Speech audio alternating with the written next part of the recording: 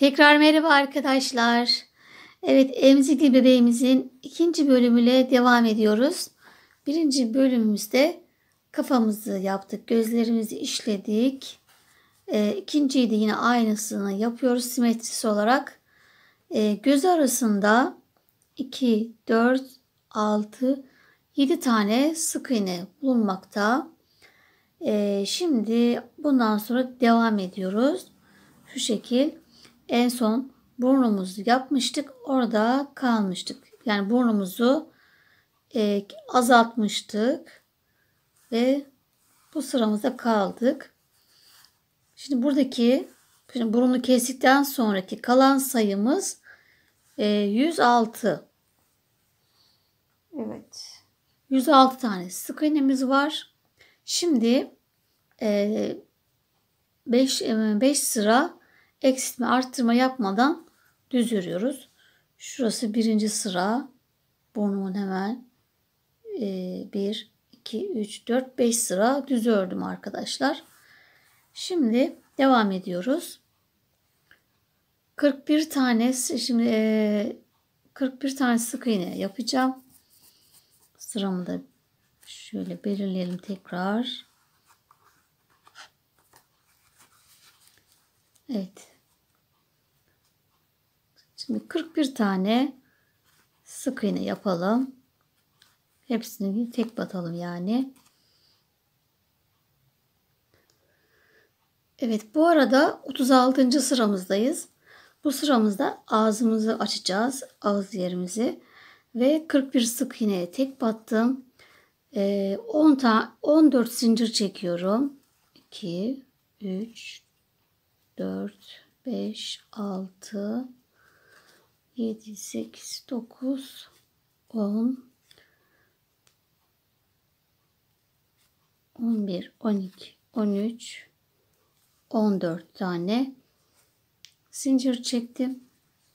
Şimdi 10 sık iğne sayıyoruz. Atlayacağız örmeden. 1, 2, 3, 4, 5, 1, 2, 3, 4, 5, 6, 7, 8, 9, 10.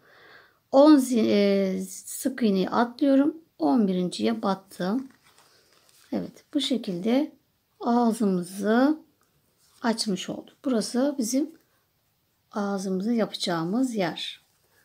Şimdi yine hepsine tek batarak devam ediyoruz. Evet, 54 tane sık iğne kaldı. Bunları da sıra sonuna kadar tek batıyoruz.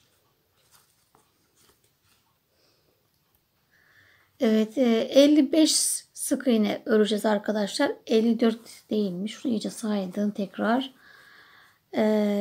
Yani çok fark etmiyor bunlar. Bir iki eksik farksız olması. Çok takılı kalmayın sayılara. Şimdi 37. sıramızdayız. Başlangıç yerinden itibaren yine 41 tane sık iğneye tek battım. Zincir çektiğimiz yere geldim. Ve 14 tane zincir vardı. Hepsine yine tek batıyorum. 14 sık iğnemiz olacak. Yani yukarıda 10'du. Aşağıda 14 sık iğne. Yani 14 tane sık iğne çoğalmış oldu. Evet, her zincire tek batıyorum.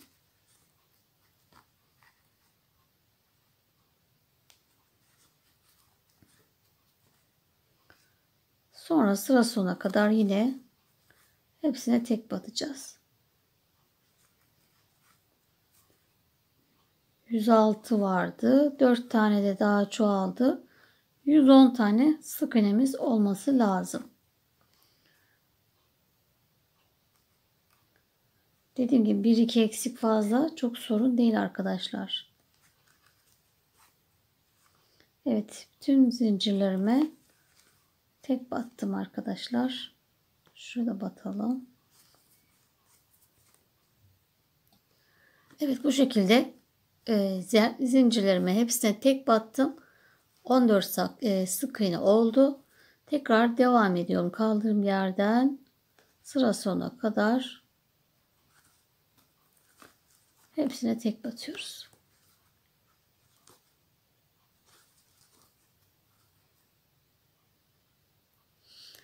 Evet, 38. sıramızı da yine eksiltme arttırma yapmadan düz ördüm arkadaşlar. Yani ağzımızı yaptıktan sonra şurası 2 sıra gördüğünüz gibi düz ördüm.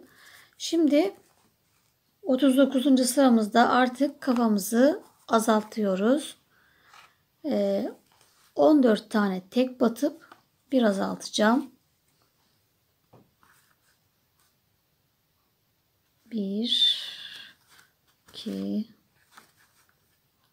3 4 5 6 7 8 9 10 11 12 13 14 tane tek battım. Bir azaltıyorum. Sıra sonuna kadar hep 14 tek bir azalt. Sadece en sonki kesmemizde 12 tane kalıyor arkadaşlar. 12 tane düz örüp şurada bir azaltacağız. Buraya kadar 14 tek bir azalt yapalım. Evet, toplamda 7 tane azaltma yapmış olduk ve 103 tane sık iğnemiz kaldı. Şimdi 40. sıramızdayız. Bundan sonra hep aynı şekil 14 yaptık. Bu sefer 13 tek bir azalt. 13 tek bir azalt. Yine en sondakinde 11 kalıyor. 11 tek bir azalt şeklinde. Ondan sonraki sıra 12 tek bir azalt. 12, 11, 19 diye azaltmalarımıza devam edeceğiz arkadaşlar. Şimdi 2, 4, 6, 8, 10, 11, 12, evet 13 tane tek battım. Bir azaltayım. Evet, şimdi azaltmayı bıraktık. Ağzımızın içerisini yapacağız. Daha rahat çalışalım diye. Şimdi arkadaşlar ipimi sabitledim. Hemen 10 tane sık iğne atlamıştık. O sık iğnelerimizle başlıyoruz. Hemen birinciden başladım. 10 sık iğne. Hepsine tek batıyorum. 2, 3, 4, 5,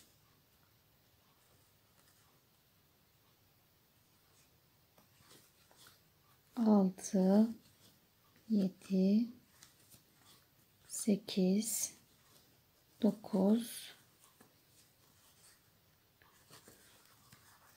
10 tane tek battım. Hemen alta iniyorum. Alttaki zincirlerimizin 14 zincir çekmiştik. Onlara batıyorum. Hepsine tek batıyoruz. 13 oldu. 13, 10,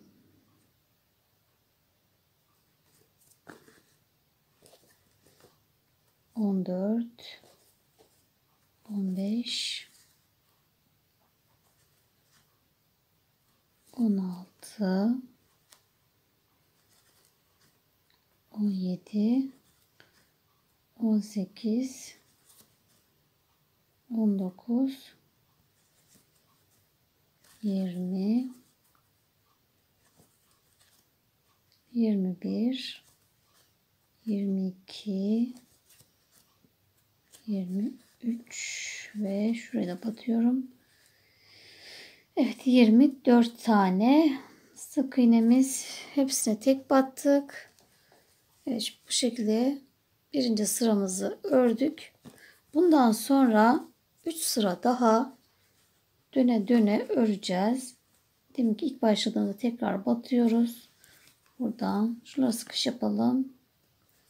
Devam ediyoruz tekrar. Bu birinci sıramdı. Yine 3 sıra daha döne döne öreceğiz.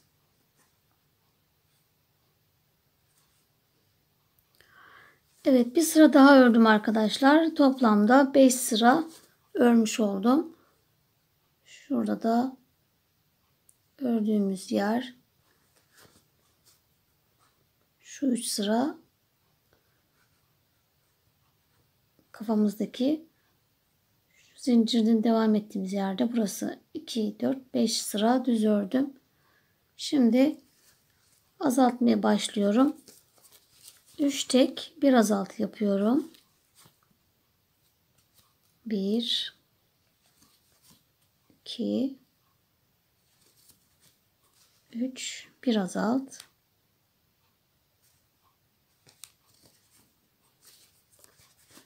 Sıra sona kadar 3 tek bir azalt yapacağız. Ondan sonra 2 tek bir azalt, 1 tek bir azalt yaparak sıfırlayacağız ağzımızı. Evet, bu şekilde devam edelim. Evet, bu şekilde ağzımızın içerisini ördük ve 3 2 1 en son toparlayıp kapattık arkadaşlar ve uzun bıraktım. İpimi çekiyorum içeriye.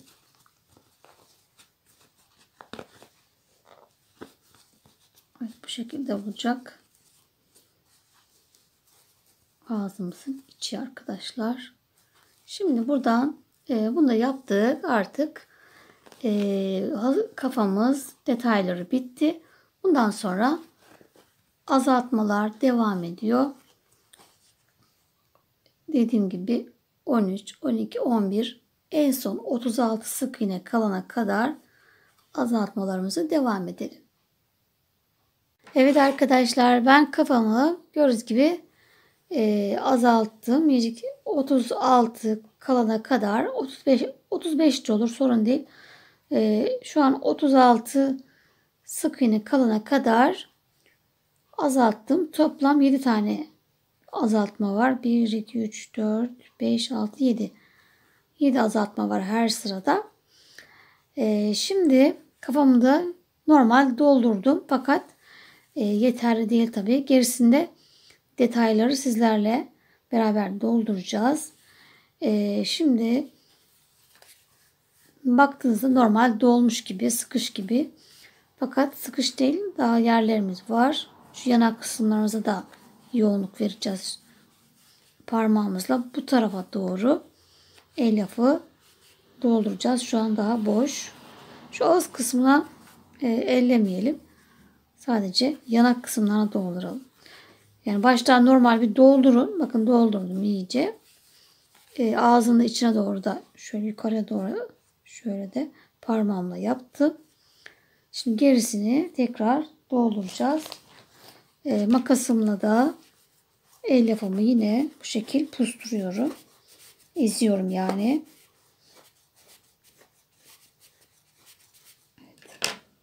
Döner kafada zaten yapacağımız için, yani tam doldurma işi bittikten sonra yeniden makasımızla pusturacağız. Döner kafamız içine girmesi için. Tabi buna ilaki döner kafa yapmak zorunda değilsiniz. O zaman normal dolduracaksınız. Boynunu da dikeceksiniz. Evet, şimdi dediğim gibi yanaklar şu an boş. Oraya doğru elyafımı parmağımla iterek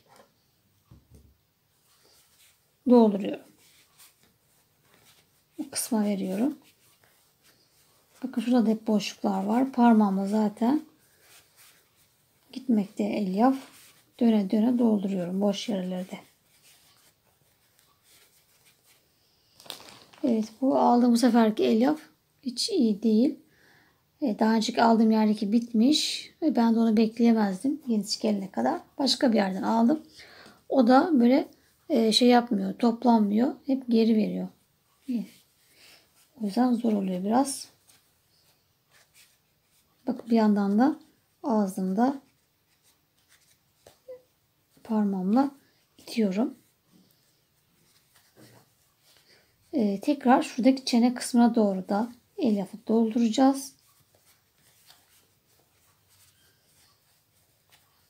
Boşluk kalmayacak. Sadece örmek yeterli değil arkadaşlar. Bunu böyle güzel doldurmak önemli. Şimdi böyle çok tuhaf gibi görünüyor. Sonra bunu çekeceğiz. Ağzımız şekil alacak. Evet. Ben doldurmaya devam edeyim. Şu boşluklar çok belli. Daha sonra da yüzünü şekillendireceğiz. Evet arkadaşlar, kafamı tekrar güzelce doldurdum. Şu ağız içerisinde şöyle parmağımızı yukarıya doğru itin.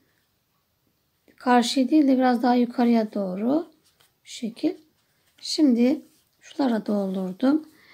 Döner kafa için makasımı da şu şekilde ezerek yerinde açtım. Tekrar yine yaparız sonradan. Kafaya takacağımız zaman. Şimdi yüzümüzü şekillendireceğiz. Buraları tekrar daha sonra yine düzelteceğiz. Çekerken çünkü tekrar buralar bozulacak. Şimdi uzun iğneme ipimi taktım. Şöyle tepe noktasından şöyle bir yerden gireceğim. İpin içine hiç batmıyoruz. İlmeklerin arasına batıyoruz. Ve ağzımın tam orta kısmından şu ağız dediğim yani başlangıç iki yandan şuradan bir gireceğim.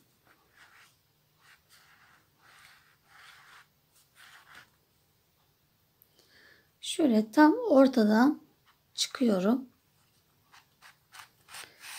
İpimi de biraz uzun bırakacağım. Bağlamak için. Şimdi bu çıktığım yerden hemen bir alt sık iğneden bir altına iniyorum. Ve tekrar iğnemi dik olarak yukarıya doğru aynı yerden çıkacağım. Evet, aynı noktadan iğnemle çıktım.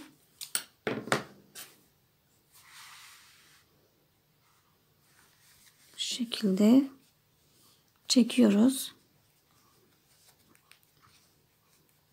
İyice. Evet, şimdi tekrar iğnemle yanındaki sık iğneden gireceğim. Hemen bir yanındaki sık iğneden giriyorum. Bu sefer diğer ağzımın hemen şu kısmından çıkacağım. Evet, bu şekilde çıkıyoruz. İplerimize dikkat edelim. Bu ipi yani şuradaki ipi hiç bırakmıyoruz. Ve yine hemen bir altındaki sık iğneden giriyorum. Tekrar deminki sonradan çıktığımız yerden tekrar çıkacağız. Evet, bu şekilde. Ve şimdi iyice iplerimizi çekeceğiz. Bir yandan da ağzımızı da içine doğru yukarıya doğru iteceğiz arkadaşlar. Bu şekilde. Bunu iki elle yapıp güzelce bağlayalım. İyice asılın. İpleriniz de sağlam olsun. Bakın yüzü ne kadar değişti. Korkunç olan yüzü tatlı bir kız oldu. Gülen bir kız. Bunu elinizle damağına elinizle şöyle şekiller verin. Yukarı tepeden iyice bağlayın arkadaşlar. Ben biraz daha damağını düzelteceğim. Evet, ağzını bu şekilde yukarıya doğru çektik arkadaşlar. Gülen bir ağız yaptık. Şimdi burayı da 3-4 defa bu şekil iyice çekerek bağladım. İpimi kesiyorum. Buraya zaten saç yapacağız. O yüzden burası görünmüyor arkadaşlar. Şimdi gözlerimizi çekelim. Yüzümüzü şekillendirelim. Evet, yine ten rengimle sağlam bir iple uzun iğneme taktım ve ucuna düğüm attım. Şimdi kafadan yani boyundan giriyorum. Göz altından tam ortadan ortaya gelecek şekilde şu arttırma göz akıyla arttırdığımız yerin hizasından girdim. 1, 2, 3 sık iğne atlıyorum ve tekrar boyundan çıkıyorum. Bunu bir daha yapacağız. Bu birinci. İpler çünkü zamanla bırakıyor arkadaşlar.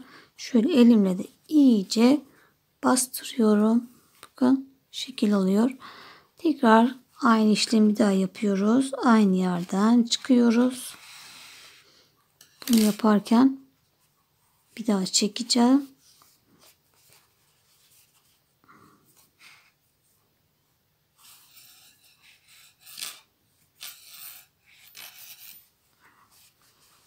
İyice asılalım. O yüzden sağlam iplerle yapalım. Çünkü zamanla bunlar sağlam yapmazsak, bir sefer yaparsak hemen bırakır. Evet, bu şekilde iyice asıldım.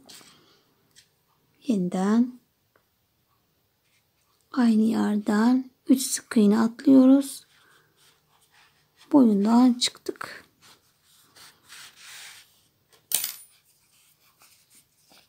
İyice asılalım. Evet. Evet, bu şekilde yanak kısmımızda yaptık. Bakın ne kadar tatlı oldu. Bunu yapmadan bir şeye benzemiyor oyuncak. Şimdi diğer gözümüze yine ortadaki 3 sık iğne ayarlıyoruz. Yeniden 1, 2, 3. 3 sık iğne atlıyorum. Boyundan çıkıyorum. Yeniden çekiyoruz. Bir daha aynı yerden girdim. Ve iyice çekeceğim. Sonuna kadar çekiyorum.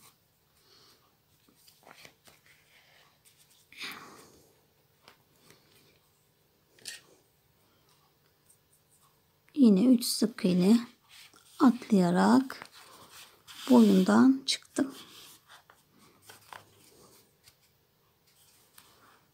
Evet, bu şekilde yüzümüzü şekillendirdik. Şimdi bu çektiğimi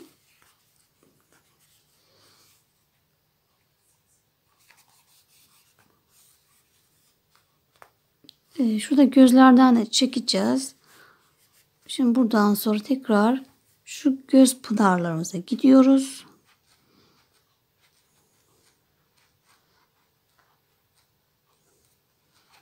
Göz pınarından çıktım.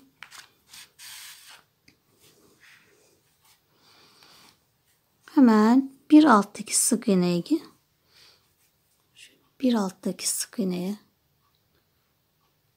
buradan şöyle biraz derin alıyorum. Elyaftan şöyle alarak karşıda aynısını yapacağız. Göz pınarımdan çıktım.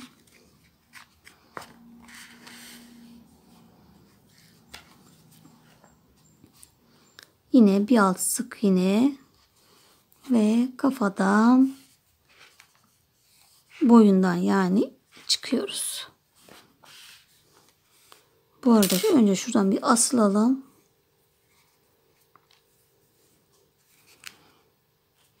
Elimize şöyle iyice şekil verelim arkadaşlar.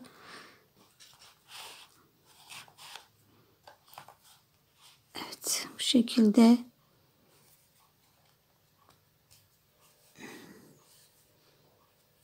ve bunu şuraya tutturalım.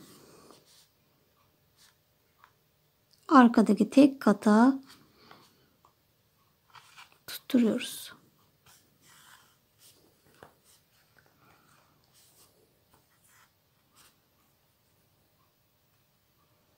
Bir daha ve içinden 2 defa geçirerek düğüm attık. Artık kesebiliriz. Evet. Artık elimize de şöyle damağımıza şekil verelim.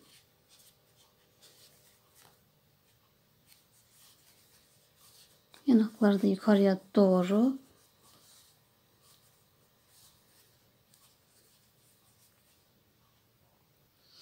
Evet, bu arada arkadaşlar ikinci ördüğümü yine çok sıkış örmüşüm. Gördüğünüz gibi çok taş gibi sıkış. Kendimi çok kasıyorum. Bu kadar sıkı da iyi değil aslında. Şimdi kaşlarımızı yapacağız. Ben bal rengi yapmak istiyordum ama şimdi iplerimi bakarken bir de böyle bir bakır kızılı buldum. Bununla yapmak istedim. Şimdi vazgeçtim. Yani bu renkli yapacağım. Bakır kızılıyla. Kaşlarımı da yine onunla yapacağım. Ucuna düğüm attım. Ve şu göz pınarımı takip ediyorum. Evet, kaşımın yerini belirlemek için arkadaşlar şu göz pınarımın hemen yanındakinden yukarıya sayacağım. Örnek biliyorsunuz bu tarafa doğru kayıyor. O yüzden bir sol gözü yanındaki sık iğneden devam edecek. Mesela bunun yanındakinden yukarıya 1, 2, 3, 4, 5, 6, 7. 7.'den çıkıyoruz. Boyundan girdim.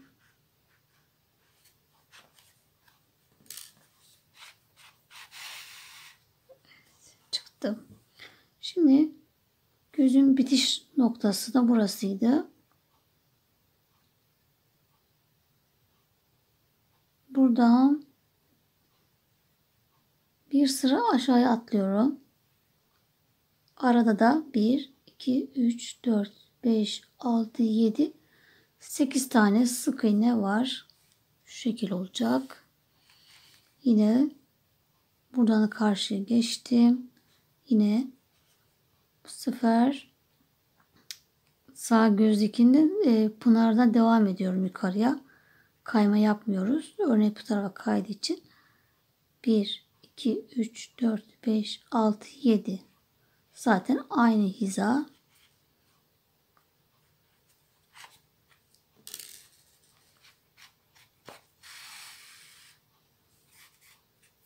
Bir kere yapmak yeterli. İnce yaptım. Bebek olduğu için. İyice çektim. Düzgün olması için. Tekrar diğer göz pınarım. 1, 2, 3, 4, 5, 6, 7. O 7 oluyor. Ama ben aynı görünmeleri için 8.'yi de ayarlıyorum.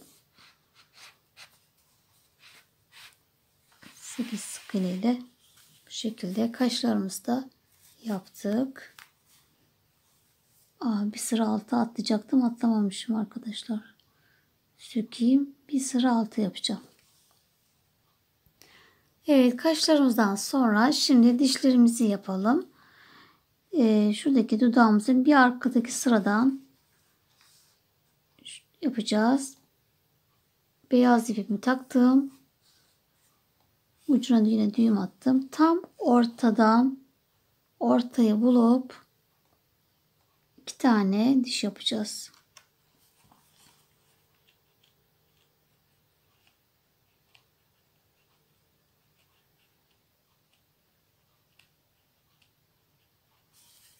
Şöyle yaptığımda göz kararı bir tane yapalım. Şimdi nakışta yaptığımız gibi tomurcuk işi yapacağız. İğnemize 4 kere doluyorum. 2, 3, 4. Sıkış bir şekilde 5 bir de olur. Fark etmez. Hemen yanındaki sık iğneye batacağım. Şimdi masada zor oluyor arkadaşlar.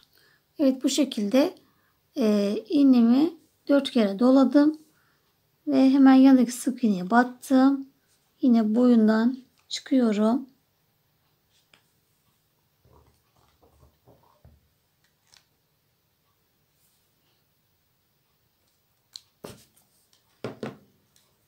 Yavaşça çekelim.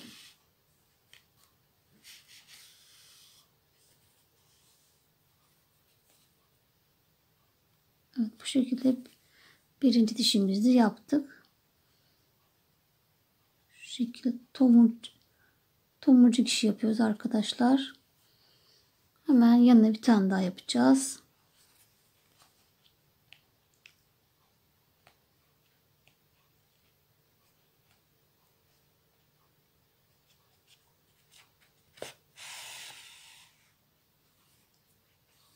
Evet, yine 4 kere doluyorum. 1, 2, 3, 4. Hemen dişimin yanına batacağım. Evet, bu şekilde 2 diş yan yana battım ve yine boyundan çıkıyorum. Bunu masada yapmak zor. Ben zorlandım. O yüzden kucağımda yaptım. Tekrar yavaşça çekiyorum.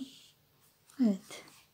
Bu şekilde 2 tane küçük dişimiz oldu. 2 tane tomurcuk işiyle dişlerimizi de yaptık arkadaşlar. Şimdi yine düğüm atıp iplerimizi keselim. Evet, şimdi bebeğimizin kulağını da yapalım arkadaşlar. Ve kulağımızın yerini de şöyle ben belirledim. Gözümden bu tarafa 2, 4, 6, 7. 7 sıra kayıyor. Aşağıdan da diğer ucu 2, 4, 6, 8, 10, 12, 14, 16, 17. sık iğne üzerine yerimi belirledim. Şimdi önce bir ipimi sabitliyorum.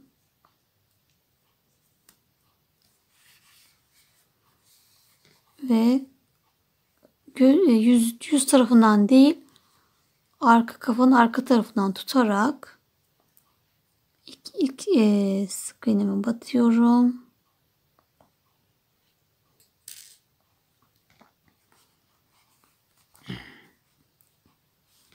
Ve ilmek kaydıracağız. Evet. Birinci ilmek kaydırma. Bir de böyle kulak şekli veriyoruz. Düz yapmıyoruz. Ovalleştiriyoruz geriye doğru. Birinci ilmek kaydırdım. İkinci ilmek kaydırdım.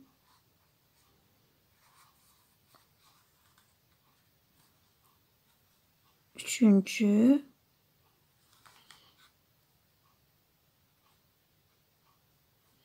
Şimdi tekrar içe doğru döndürdüm. Dördüncü.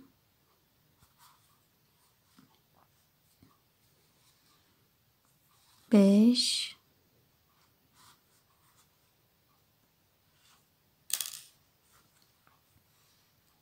6,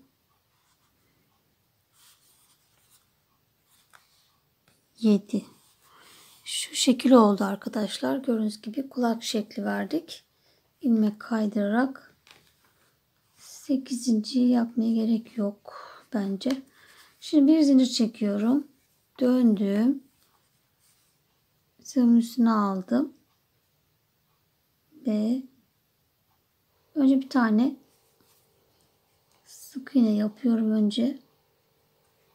Aynı yere batıyorum.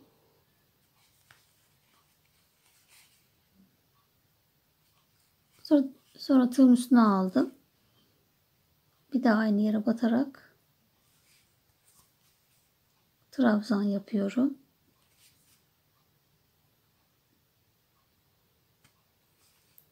Sonra yanındaki ilmek kaydırdığıma trabzan, tekrar 1, 2, 3. trabzan, sıkış yapıyorum arkadaşlar. Tekrar 3, Dördüncü trabzanı yapıyorum.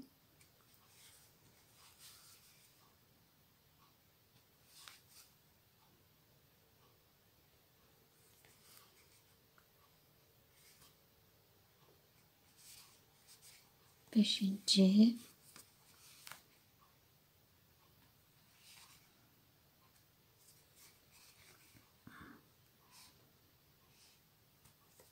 Altıncı trabzan. Evet. 1, 2, 3, 4, 5, 6. Ve tekrar aynı yere batıp sık iğne yapıyoruz. Sık iğne ile bitirdik. İpimizi uzunca biraz uzun kesip içine çekeceğiz. Ve bu şekilde kulağımızı da yaptık. Diğer şekilde aynı yapacağız. Burada görüldüğü gibi de şöyle. Burada burası. İpleri de şimdi içine çekelim. Şuradan yakın bir yerden giriyoruz ve iplerimizi içeriye çekiyoruz. Çekerek saklıyoruz.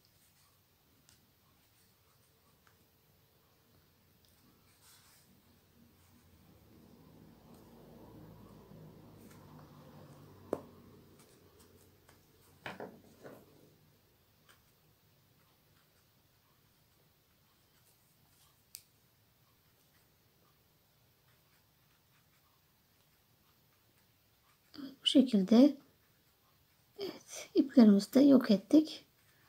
İçeriye gönderdik. Evet, kulağımız hazır. Şimdi diğer kulağımızda aynı şekilde aynı sıralara yapacağız. Evet, ikinci kulağımı da bu şekilde yaptım arkadaşlar. Yine böyle döndürdüm hafiften. Kulak şekli verdim. Ve iplerimi de içine sakladım. Evet, kafamız bitti. Evet, bu videonun da sonuna geldik arkadaşlar. Bu bebeğimde kulakla daha yapmadım. Eksiklerim var. Bunları da tamamlayacağım. Evet. İkinci bölümde sonuna geldik. Üçüncü bölümde saçlarımızı yapacağız arkadaşlar. Kıvırcık yapacağız. Onu göstereceğim. Evet, üçüncü bölümde görüşmek üzere. Hoşça kalın.